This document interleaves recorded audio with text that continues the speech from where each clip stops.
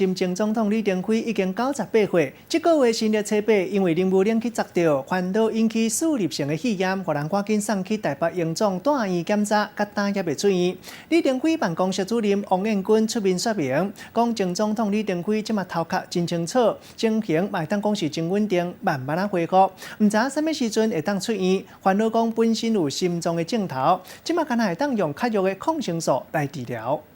那现在目前因为年纪的关系，他现在目前正在稳定缓慢的恢复中。前总统李登辉这个月初八因为啉牛奶砸到，送去病院观察了后，到今麦已经超过2礼拜啊，拢也未出院。李登辉的办公室主任王彦军出面对外说明，李前总统入院了后，第2天为着肺炎算是肺浸润，因为情形真严重，所以到单也搁伫治疗。意识是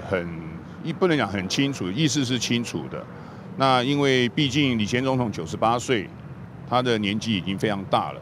所以说他不管是在现阶段他的体能状态，当然说呛到以后引发肺炎，一般正常人可能体能都不是很好。肺部的积水已经有咧控制啊，李前总统佮知影人，不过因为已经98岁，年岁真大，加上身体本来就较虚，佮本地就有的病爱顾，治疗的方式袂当用伤杀的药啊，所以恢复会较慢。肺炎的部分。 没有办法很积极的治疗的原因，是因为他本来就有心脏病。